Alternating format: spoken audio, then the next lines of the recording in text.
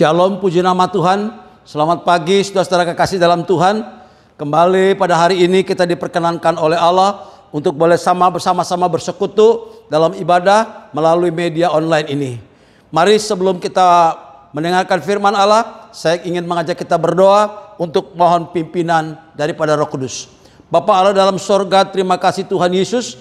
Ketika Tuhan memberikan kami kesempatan pada hari ini Tuhan, baik itu kesehatan, waktu, dan tenaga untuk kami boleh menghampiri daripada pelataran rumah Tuhan untuk kami menerima dan menikmati berkat Tuhan yang baik.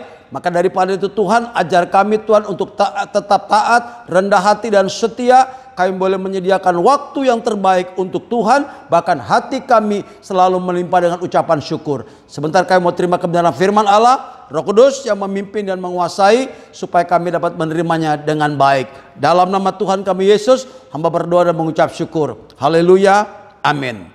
Puji Tuhan.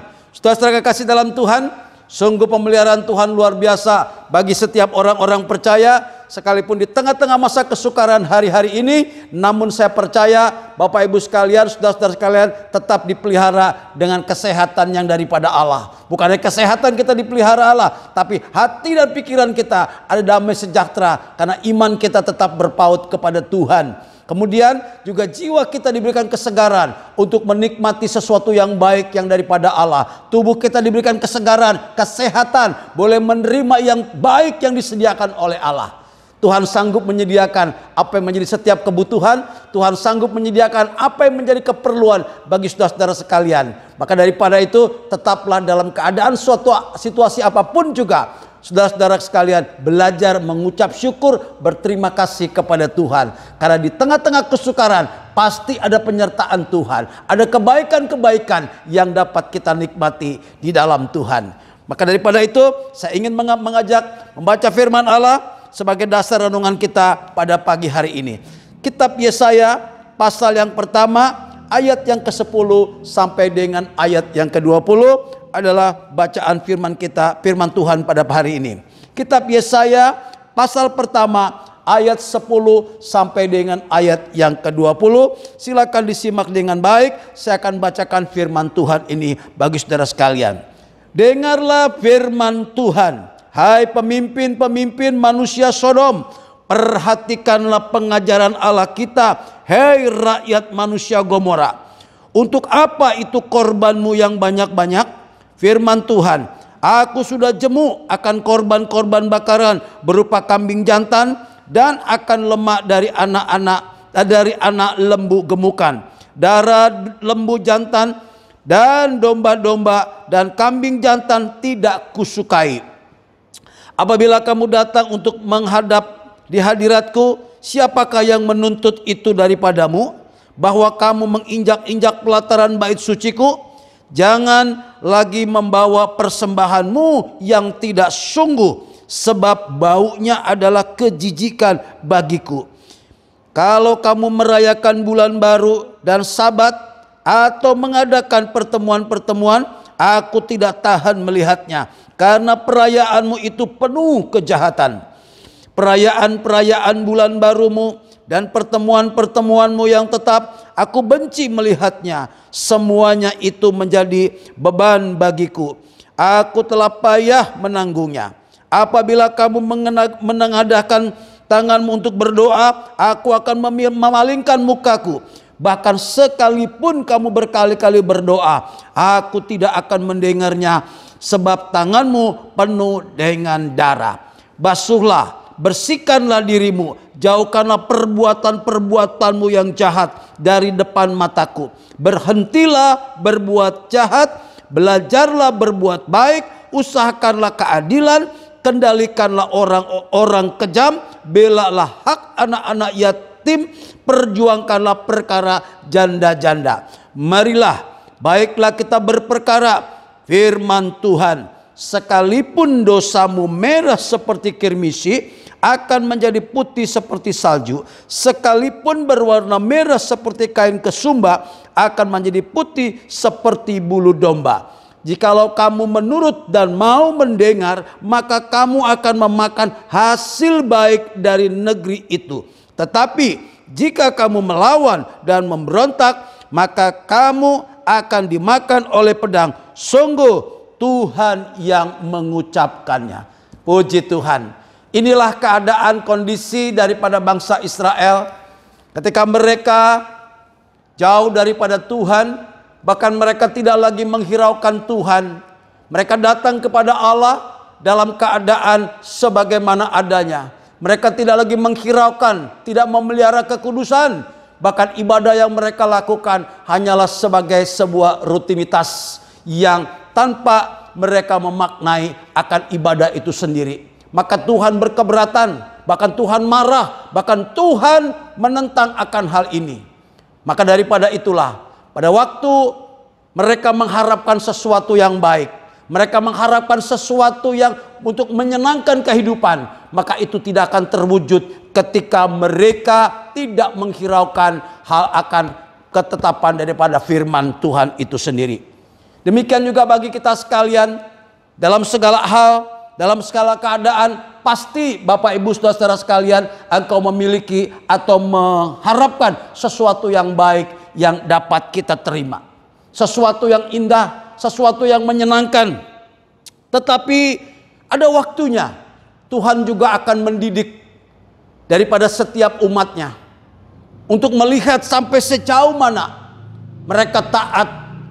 Bukan taat itu hanya sekedar untuk ditunjukkan dalam sebuah sikap dalam ritual ibadah, tetapi sesungguhnya tidak lahir daripada ketulusan dan kemurnian serta kekudusan di dalam kehidupan mereka.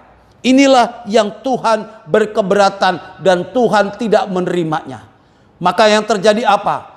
Lewat peristiwa daripada kesukaran, lewat daripada peristiwa setiap masalah, itu menjadi sebuah proses di dalam kehidupan bangsa Israel, supaya mereka menyadari, mereka mengimani bahwa yang mereka lakukan adalah sesuatu yang tidak berkenan kepada Allah, sehingga mereka harus kembali kepada Allah yang sebenarnya.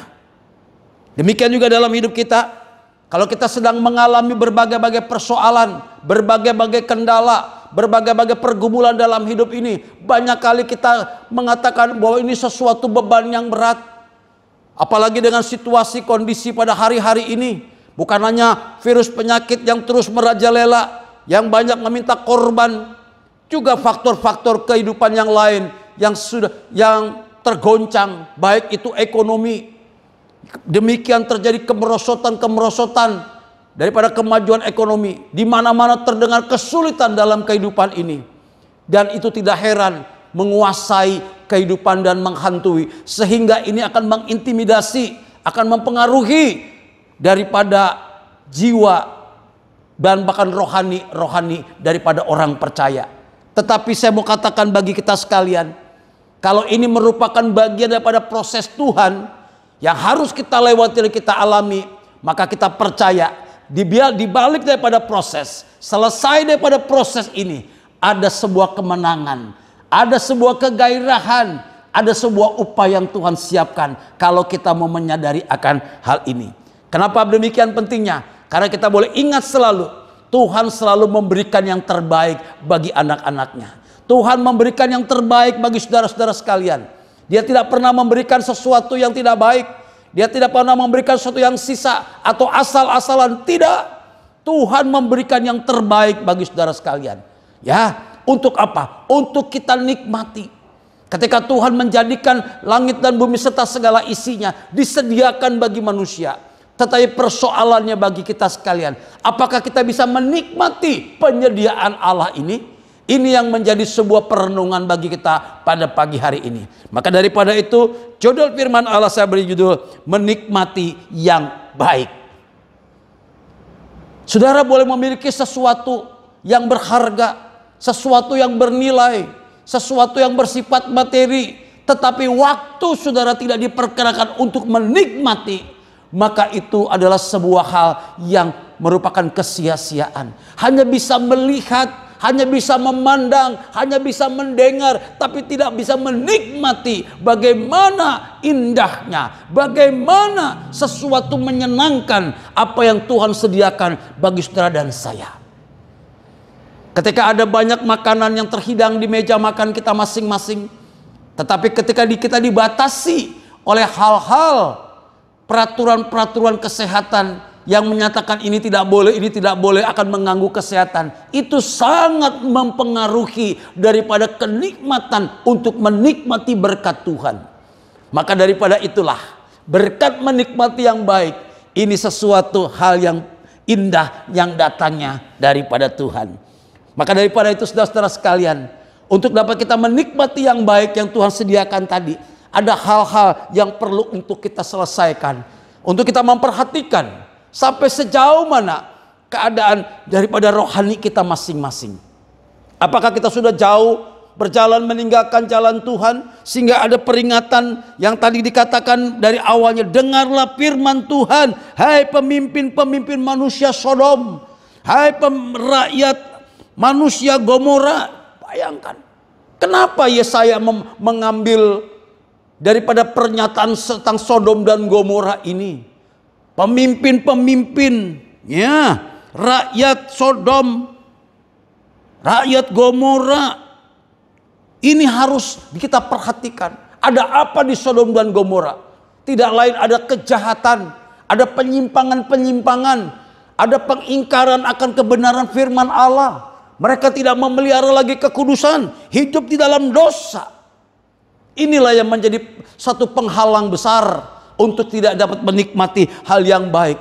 Maka makin hari kecenderungannya makin mengalami kehancuran, kerusakan, bahkan akhirnya dibinasakan oleh Allah. Saudara-saudara kekasih dalam Tuhan, peristiwa Sodom dan Gomora ini adalah sebuah hal yang sangat menggemparkan. Di mana kota yang besar itu, kota yang ramai itu, namun Allah tidak berkenan atas mereka dan Allah memusnahkan. Kenapa demikian? Ada apa di kota Sodom dan Gomora? Tentu kita sudah sama-sama tahu. Mereka hidup dalam pesta pora, mereka kemabukan dan melakukan perkara-perkara kejahatan. Bahkan mungkin daripada penyimpangan-penyimpangan kehidupan, baik hubungan secara kemanusiaan yang berupa seksualitas, ya, antar jenis dan sebagainya. Itu adalah merupakan tingkat kejahatan, kekejian di mata Tuhan. Kekejian, kata firman Allah, aku jijik melihatnya. Tetapi mereka masih memasuki pelataran bait Allah. Dengan keadaan-keadaan yang demikian, mereka tidak lagi memelihara kekudusan. Kalau boleh saya ingat bagaimana beratnya dosa yang dilakukan atau yang dikerjakan oleh Sodom dan Gomora. Saya mau kutip kitab Kejadian pasal 18 ayat yang ke-20. Demikian firman Allah. Sesudah itu berfirmanlah Tuhan. Lihat. Sesungguhnya banyak keluh kesah orang tentang Sodom dan Gomora. Dan sesungguhnya berat dosanya. Ini yang membuat Tuhan marah. Ini yang membuat Tuhan tidak berkenan. Ini yang membuat Tuhan naik angkara murkanya. Sehingga dia memusnahkan kota Sodom dan Gomora. Karena berat dosanya. Sangat berat dosanya. Apa dosanya? Kalau mungkin orang berkatakan, oh dosa penyimpangan seksual. Ya, memang ada di sana.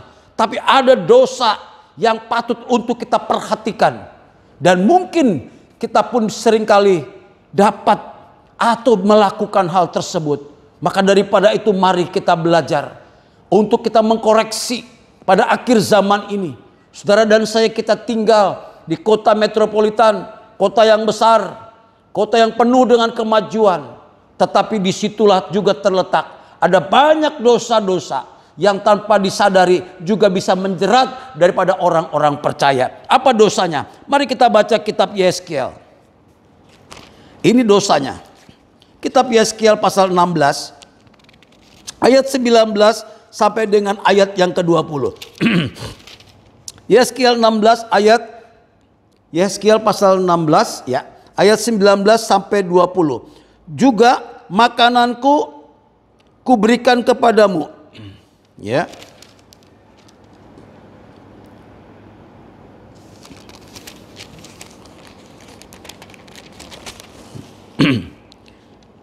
Ya. Kitab Yeskiel pasal 16 ya, saya mau bacakan ayat 19 sampai yang ke-20 ya. Demikian firman Tuhan.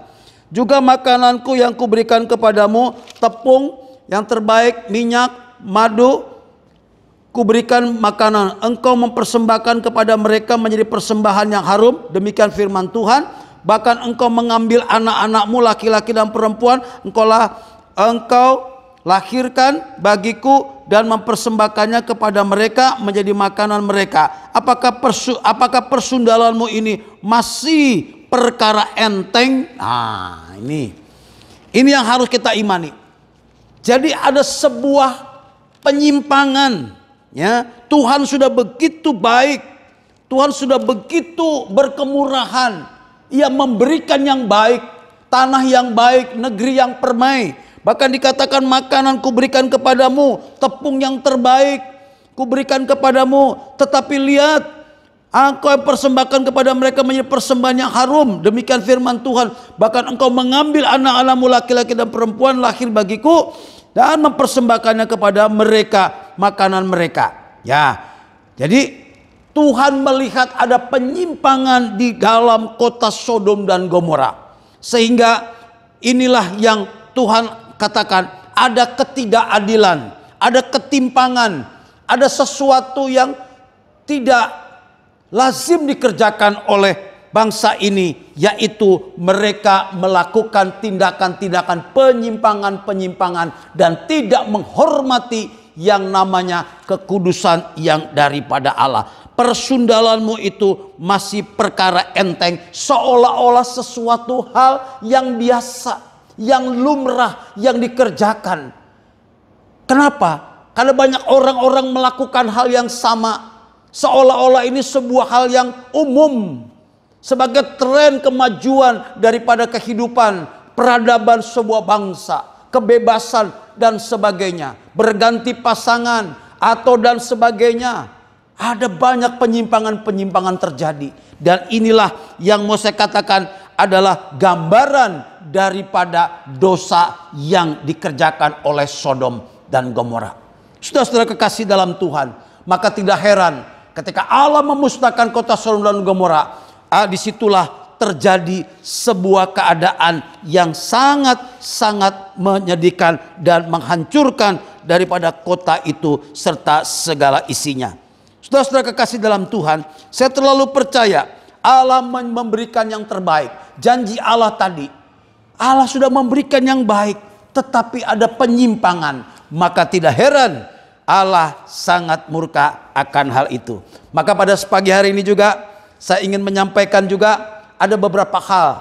Singkat saja, tidak terlalu panjang, yaitu apa-apa yang patut untuk kita benahi, apa-apa yang patut untuk kita selesaikan di dalam kehidupan kita sekalian. Supaya apa? Supaya penyediaan Allah bagi saudara dan saya itu sampai kepada hidup kita, dan kita boleh menikmati yang baik yang daripada Allah. Ada 3 hal yang perlu kita dengarkan bersama. Yang pertama adalah Tuhan mengatakan dalam ayat 10 tadi, dengarlah firman Tuhan. Nah, mendengarkan firman Tuhan dan memperhatikan firman serta pengajarannya.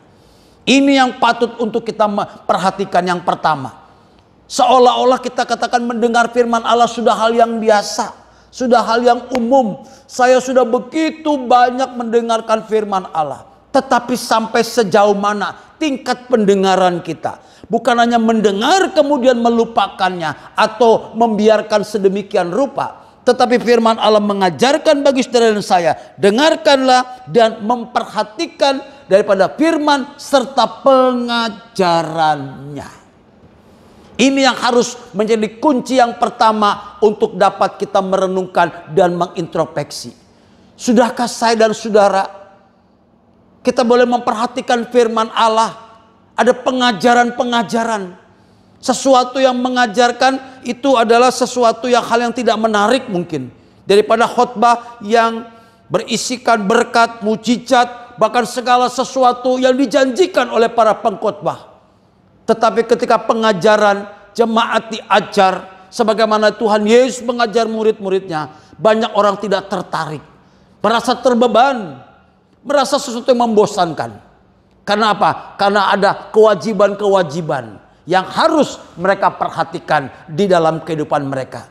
Tetapi saya mau katakan pada pagi hari ini, pengajaran firman Allah itu akan membawa kehidupan kita sekalian menjadi lebih dewasa, memiliki hikmat daripada Allah, bahkan perkenanan Allah hadir dalam kehidupan saudara. Karena tanpa pengajaran kita akan menjadi Kristen yang kanak-kanak, Kristen yang mudah diombang-ambingkan oleh berbagai-bagai angin pengajaran, oleh berbagai faham-faham yang ada di dalam yang sedang beredar pada hari-hari ini. Nabi-nabi palsu, guru-guru palsu sudah muncul. Ada banyak penafsiran-penafsiran, ada banyak prediksi-prediksi, terutama tentang hal peristiwa daripada COVID-19 ini.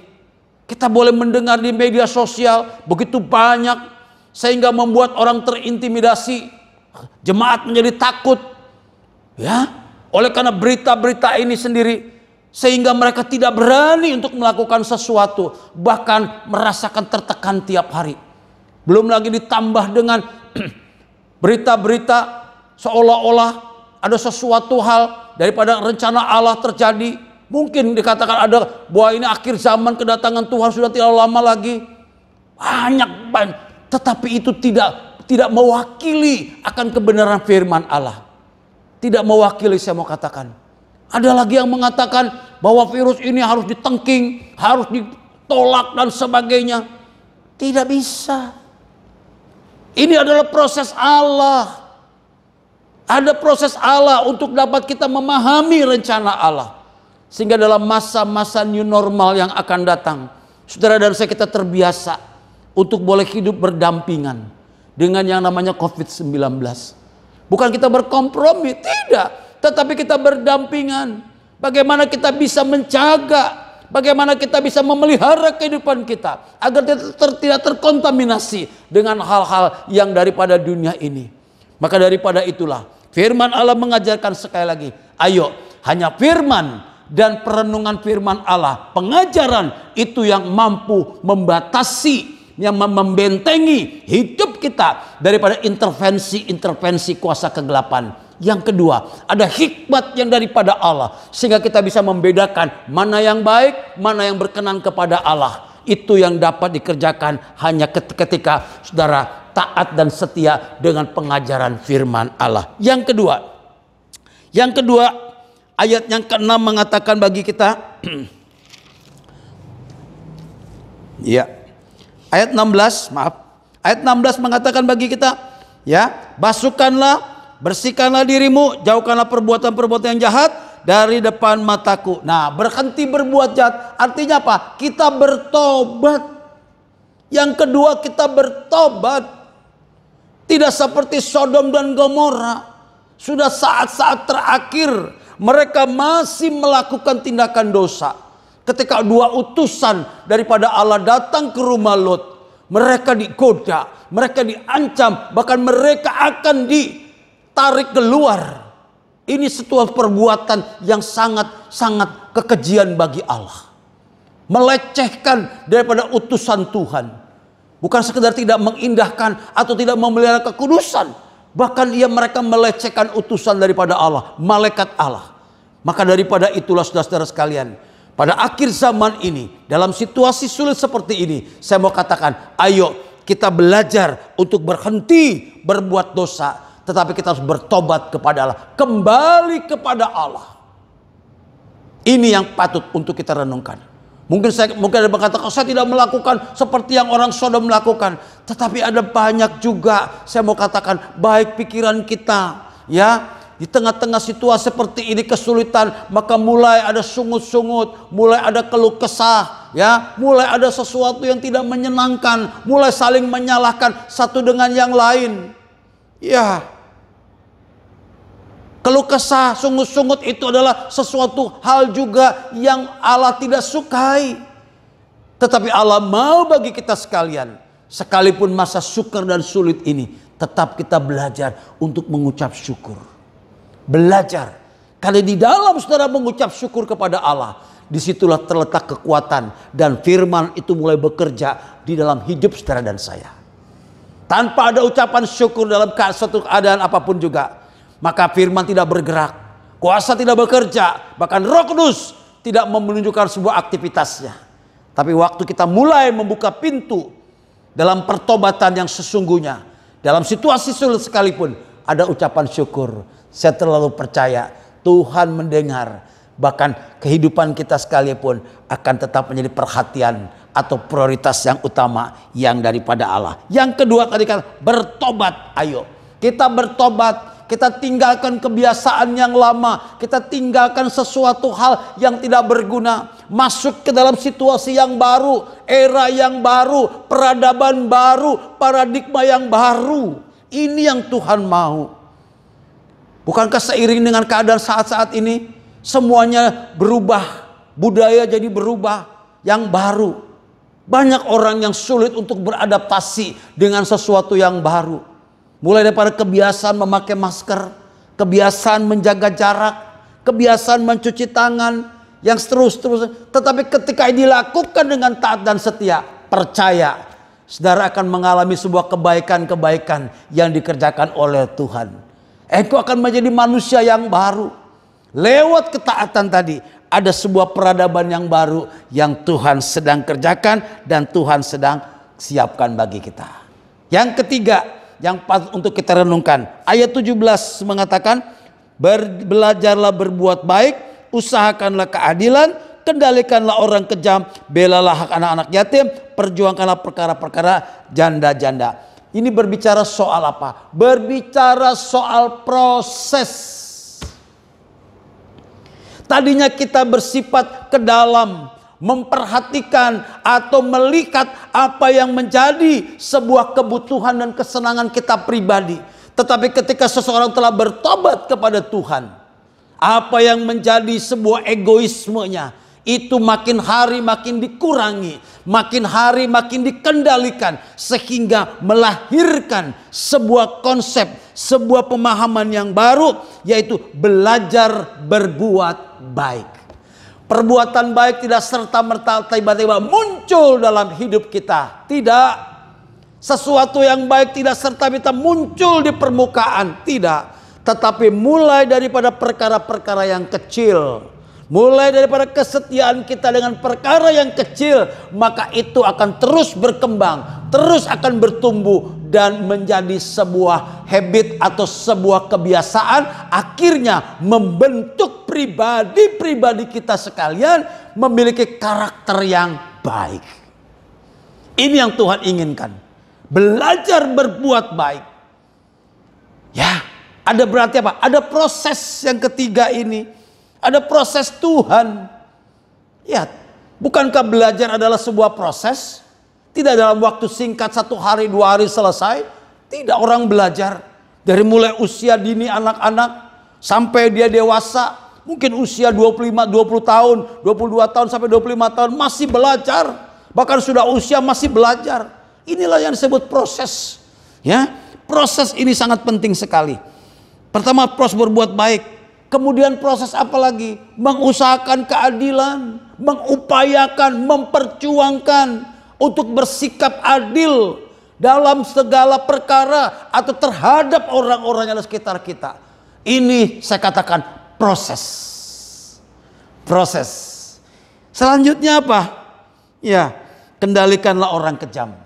Baru kita mulai belajar. Setelah internal kita berbuat baik, kemudian kita juga memiliki sebuah yaitu yang memiliki usaha keadilan, memperjuangkan keadilan, baru kita bisa mengendalikan orang lain. Kalau internal kita belum beres, kita belum bisa mengendalikan daripada hidup kita, menempatkan hidup kita sesuai dengan kebenaran firman Allah. Jangan kita berusaha untuk mengubah orang lain. Ubah diri kita lebih dulu. Perubahan terjadi dimulai dari diri sendiri. Baru kita bisa merubah orang lain, orang terdekat dengan kita. Apakah istri kita, anak-anak kita, orang sekitar kita. Baru mereka bisa melihat. Ketika mereka melihat perubahan di dalam diri seseorang, maka itulah titik awal mereka juga akan melakukan perubahan. Ada proses yang Tuhan izinkan. Sampai kapan proses itu?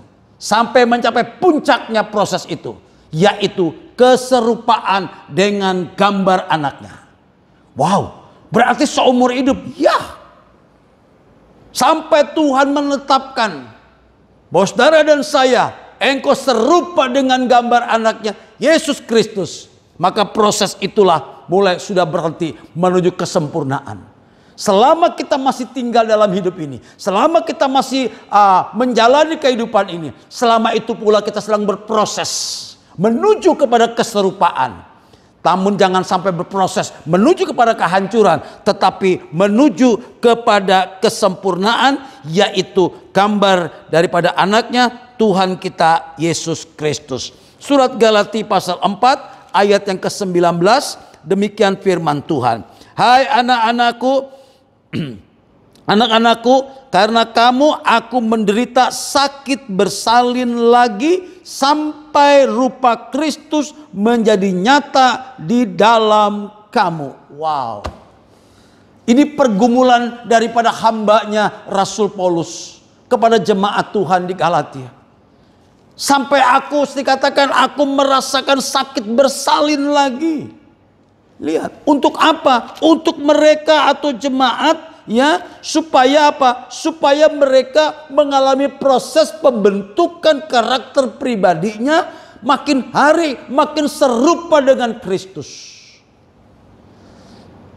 Jadi proses keserupaan ini ada korban. Ada sesuatu yang kita korbankan. Bukan korban materi, ya. Dari mulai korban perasaan, pengendalian diri, mengekang kehidupan ini, mengekang lidah, menjaga langkah kita, dan sebagainya. Seantero hidup kita harus kita kendalikan. Mengekang. Berbicara soal sakit bersalin tadi. Sesuatu sakit yang sangat mungkin sulit untuk kita bayangkan. Apalagi kita kaum laki-laki, mohon maaf. Ibu-ibu tahu persis bagaimana sakit bersalin, sulitnya. Inilah proses Tuhan yang Tuhan izinkan. Maka daripada itulah, sebagai pembukaan tadi kita sekalian, ketika Tuhan sedang memproses hidup kita untuk menikmati sesuatu yang baik, jangan kita lari dari proses. Jangan kita mundur dari proses. Perhatikan setiap keadaan, setiap situasi, setiap persoalan masalah yang sedang Bapak Ibu hadapi, itu adalah proses Tuhan untuk kita makin hari makin menuju daripada kesempurnaan, daripada gambar anaknya, Tuhan kita Yesus Kristus. Maka ketiga faktor inilah yang juga harus menjadi sebuah perenungan bagi kita sekalian. Di mana tadi satu ya katakan, kita harus suka membaca firman Tuhan, mendengar firman Tuhan, memperhatikan serta pengajaran-pengajarannya. Yang kedua, adakan pertobatan, meninggalkan kehidupan yang lama, meninggalkan sesuatu yang dosa yang tidak berkenan, yang kejijikan daripada Allah, kembali kepada kehidupan yang sesuai dengan firman Allah. Dan yang ketiga, mari taat akan proses Tuhan. Di tengah-tengah proses mungkin menyesakan, mungkin ada air mata, mungkin ada sesuatu beban yang berat. Mari kita mau belajar kepada Yesus. Bukankah Tuhan mengatakan, marilah kepadaku sekalian, hai kamu yang letih lesu berbeban berat, aku akan memberikan kelegaan kepadamu. Lihat, pikulah yang kupasang dan belajarlah kepadaku. Hanya kepada Dialah guru besar kita belajar. Hanya kepada Dialah kita terpaut daripada roh dan jiwa kita. Ketika engkau belajar kepada Yesus, di sanalah kau akan mendapat kelegaan. Jangan belajar kepada manusia. Jangan belajar kepada guru-guru yang tidak jelas, guru-guru palsu yang hanya menyeret. Daripada jiwa kita makin termerana, makin tersandera oleh kehidupan ini dengan janji-janji yang tidak ada dasarnya. Tapi saya mau katakan bagi kita sekalian, mari kita belajar kepada Yesus. Kita mau taat kepada Dia. Percaya saudara sekalian, kau makin hari makin dikuatkan dan siap untuk menikmati yang baik yang Tuhan sediakan. Oh, luar biasa. Di tengah-tengah kesulitan hari-hari ini masih ada sesuatu yang baik yang Tuhan sediakan hanya bagi orang-orang yang mengasihi Tuhan. Yes. Nah, selanjutnya apa yang dapat kita nikmati? Sebagaimana judul firman Allah, menikmati yang baik. Apa yang Tuhan sediakan untuk kau nikmati? Mari kita lihat terus firman Tuhan. Kembali kepada Yesaya tadi. Apa yang baik? Yang pertama, ayat 19. Yesaya pasal 1 ayat 19 yang mengatakan, jika kamu menurut, dan mau mendengar, maka kamu akan memakan hasil baik dari negeri itu. Kembali kepada tadi, kunci pertama adalah mendengar firman Allah. Maka sudah ada sepenyediaan daripada Allah. Sudah ada kebaikan yang kau terima. Memakan hasil yang baik dari negeri itu. Bukan yang sisa. Bukan sesuatu yang sembarangan. Tapi yang baik yang Tuhan sediakan bagi saudara sekalian. Tuhan menyediakan bagi kita makanan untuk jiwa, untuk tubuh ini. Sesuatu yang baik. Sesuatu yang baik. Menurut ukuran standar daripada Allah. Itu yang Bapak sediakan. Percaya saudara-saudara sekalian. Penyediaan Allah sungguh luar biasa. Penyediaan Allah tidak terpengaruh oleh keadaan. Tidak terpengaruh oleh situasi. Tidak terpengaruh oleh cuaca. Cuaca terik, panas, matahari, hujan tidak turun. 3 tahun lebih hujan tidak turun. Tapi ingat, hamba Allah dipelihara oleh Allah. Elia dipelihara oleh Allah. Di tepi sungai Kerit, dia bisa meminum air sungainya. Kemudian tiap pagi dan petang, burung gagak bawa roti dan bawa daging untuk Elia. Bukankah ini sesuatu hal yang luar biasa? Ketika konsep kehidupan kita menurut kebenaran firman Allah, hidup dalam kebenaran firman, dalam pertobatan dan setia dengan proses Allah, maka percaya ini janji Tuhan sediakan bagi kita. Dia menyediakan yang baik bagi saudara dan saya. Oh, luar biasa. Memakan yang baik dari negeri itu. Lihat, negeri itu adalah sebuah negeri yang permai. Yang negeri yang berlimpah madu dan susunya. Berkelimpahan, saudara sekalian. Janji Tuhan tidak pernah berubah. Rancangan Allah tidak pernah gagal. Maka daripada itu, tetap setia kepada Tuhan. Yang pertama, memakan hasil yang baik. Engkau tidak menjadi peminta-minta di negeri ini. Engkau tidak menjadi orang yang papa dan hina di negeri ini. Tidak. Masa sukar sekalipun, tetap Tuhan pelihara hidup saudara dan saya. Luar biasa penyertaan Tuhan. Yang kedua, apa yang Tuhan sediakan? Ayat 18. Marilah kita berperkara, kata firman Allah. Nah, ini sudah mulai masuk kepada perubahan. Sekalipun dosamu merah seperti kemisi, akan menjadi putih seperti salju. Sekalipun dosamu merah seperti kain kesumba, akan menjadi putih seperti bulu domba. Artinya apa? Ada pengampunan. Dosa dan pelanggaran diampuni oleh Allah. Tidak ada dosa yang tidak terampuni. Tidak ada. Hanya di dalam Yesus ada pengampunan dosa. Dosalah yang menghalangi, pelanggaranlah yang menghalangi kita untuk dapat bersekutu dengan Tuhan. Dosalah yang membuat kejijikan daripada Allah. Sampai engkau menginjakkan kaki di pelataran daripada bait Allah sekalipun. Firman Allah mengatakan kejijikan. Luar biasa. Sebelum dosa diampuni, sebelum pelanggaran-pelanggaran kita dipulihkan oleh Allah, tetap engkau masih hidup dalam dosa. Maka daripada itulah pengampunan dosa disediakan bagi saudara dan saya. Dia telah mati di atas kayu salib. Selagi kita masih berdosa. Artinya apa? Penyediaan pengampunan itu sudah disediakan bagi orang-orang yang percaya kepada Dia. Ketika Dia berkata sudah selesai, maka itulah daripada kesempurnaan pengampunan daripada Allah yang tanpa batas. Maka daripada itu saudara-saudara sekalian, ayo, dosa, pelanggaran itu seperti beban, seperti kuk yang terlalu membuat kita tidak berdaya. Tetapi lewat pengampunan, lewat pemulihan, ada pengangkatan beban, sehingga kau akan jadi ringan di hadapan Tuhan. Inilah yang Tuhan sediakan. Pengampunan dosa bukan karena kita mampu untuk melakukan perbuatan yang baik, bukan karena kita mampu melakukan hukum Taurat. tidak ada seorang pun yang dapat mampu melakukan hal itu. Kebaikan kebajikan yang dilakukan oleh manusia itu seperti kain yang kotor.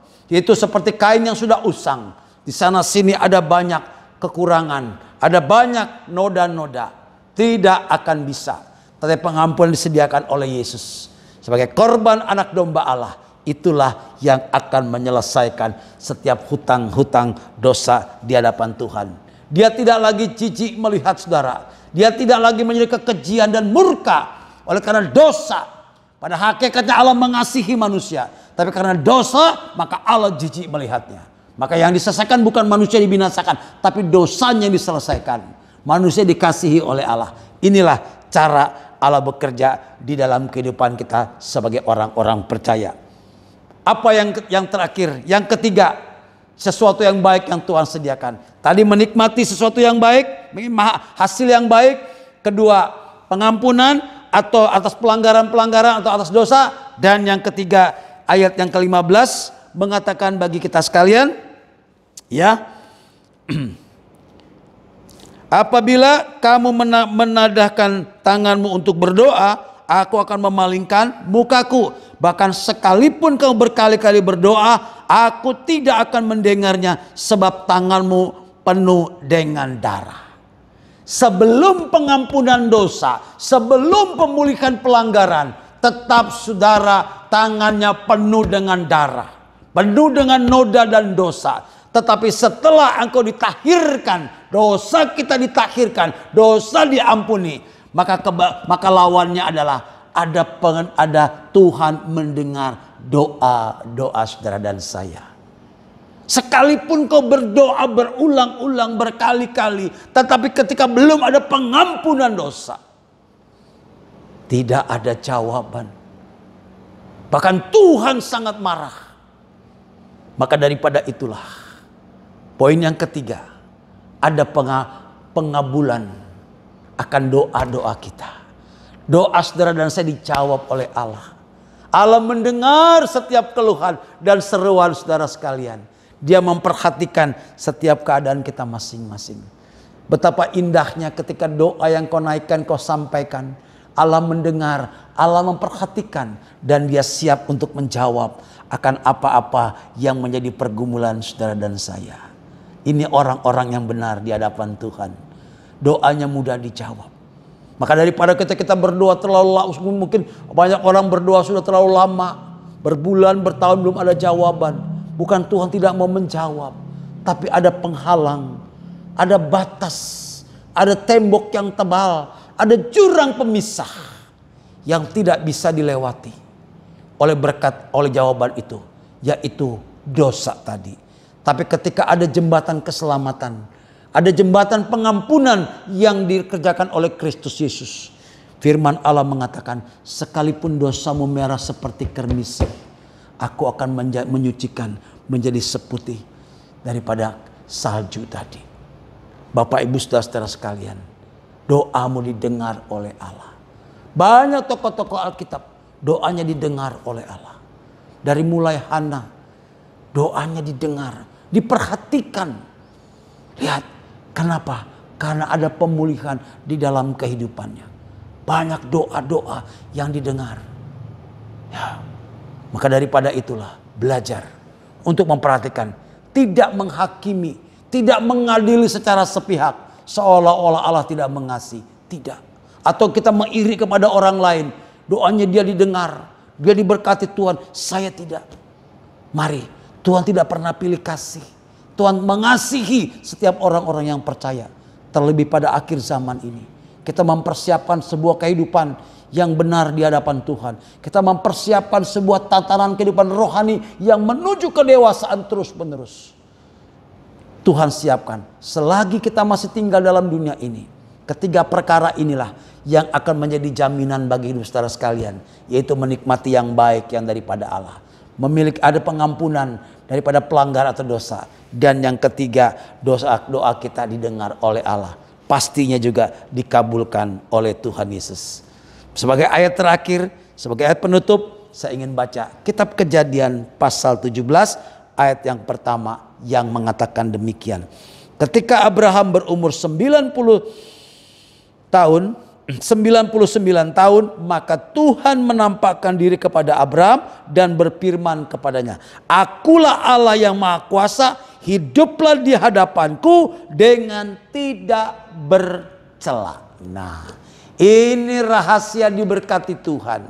Rahasia menikmati yang baik daripada Tuhan. Hidup tidak bercela di hadapan Tuhan. Tidak seperti Sodom dan Gomora. Tidak seperti bangsa Israel yang ditulis oleh kitab Yesaya pasal yang pertama tadi. Tetapi telah bertobat, berbalik kepada Tuhan dan taat akan proses Tuhan. Maka disitulah kehidupan ini akan bernilai dan berarti. Sehingga kau tidak bercela lagi. Maka Tuhan akan siap untuk memberkati. Umur 99 tahun Abraham dinampakkan, kemudian 100 tahun Abraham punya keturunan yang bernama Ishak. Mulai belajar taat dan setia, dan saya percaya saudara akan menikmati yang baik yang Tuhan sediakan. Kiranya damai sejahtera daripada Allah Bapa memelihara hati dan pikiran kita, sehingga kita tiap hari menikmati yang baik yang daripada Allah. Bukan sungut-sungut, bukan sumpah serapah, bukan sesuatu yang tidak benar yang keluar dari mulut kita, tapi ucapan syukur yang senantiasa memuliakan nama Tuhan. Tuhan Yesus memberkati kita sekalian. Amin. Haleluya. Mari saudara-saudara kekasih Tuhan, kita boleh mengakhiri daripada pertemuan ibadah hari ini. Kita mau berdoa supaya kiranya juga Tuhan memperhatikan keadaan saudara dan saya, bahkan juga akan memulihkan keadaan kita masing-masing sesuai dengan rencana yang daripada Allah. Terima kasih Tuhan kami Yesus Kristus, di mana lewat ibadah singkat ini Tuhan, kami mendengarkan kebenaran firman Allah yang telah disampaikan sekalipun dalam keadaan keterbatasan. Namun kami percaya ada Roh Kudus yang mengurapinya, sehingga kami mampu menerima, menyerap, bahkan lebih lagi melakukan firman Allah. Tuhan, hamba-Mu sudah selesai berbicara, tapi Roh Kudus akan terus mengerjakannya di dalam kehidupan orang-orang yang menerima kebenaran firman Allah ini. Tuhan, pimpinlah setiap kami sekalian. Demikian juga Tuhan dalam masa-masa sulit ini Tuhan, kami tetap menjaga langkah kehidupan kami Tuhan. Kami tidak mau seperti orang-orang Sodom dan Gomora. Kami tidak mau seperti bangsa Israel yang melakukan penyimpangan-penyimpangan di hadapan Tuhan, tetapi tetap beribadah. Itulah kekejian bagi Allah. Ampuni segala kekurangan dosa kami Tuhan. Ampuni segala pelanggaran kami Tuhan. Tahirkanlah kami semua Tuhan, supaya kami melayak juga menerima yang baik yang daripada Tuhan, menerima pengampunan dosa. Bahkan boleh kami, doa-doa kami didengar oleh Tuhan. Terima kasih Bapa. Setiap pergumulan anak-anak Tuhan dalam rumah tangga masing-masing, pergumulan kesehatan, pergumulan ekonomi, pergumulan faktor-faktor yang lain, kiranya Tuhan memberikan kekuatan. Tambahkan iman percaya kami Tuhan, untuk kami taat dan setia dalam proses Tuhan ini. Kiranya damai sejahtera Tuhan boleh meliput atas kami sekalian, dan saudara-saudara kami yang mendengar daripada berita firman Allah pada hari ini, mereka ditumbuh kembangkan iman percayanya menjadi kuat, bertumbuh, dan menjadi dewasa, serta menghasilkan buah-buah yang baik bagi kemuliaan nama Tuhan. Dan sekarang saudara-saudara sekalian, marilah kita mengakhiri daripada ibadah ini, seraya kita boleh menerima berkat yang daripada Allah. Saudara-saudara yang sah dalam iman, kembalilah kepada kehidupan kita masing-masing. Tuhan memberkati engkau dan melindungi engkau. Tuhan menyinari engkau dengan wajahnya dan memberikan engkau kasih karunia. Serta Tuhan menghadapkan wajahnya kepadamu, memberikan engkau damai sejahtera di dalam Tuhan kami Yesus Kristus, serta persekutuan kuasa Roh Kudus menyertai kita sekalian mulai pagi hari ini sampai Tuhan datang kembali. Terpujilah nama Tuhan. Haleluya. Amin. Selamat hari Minggu. Tuhan Yesus memberkati kita sekalian. Shalom.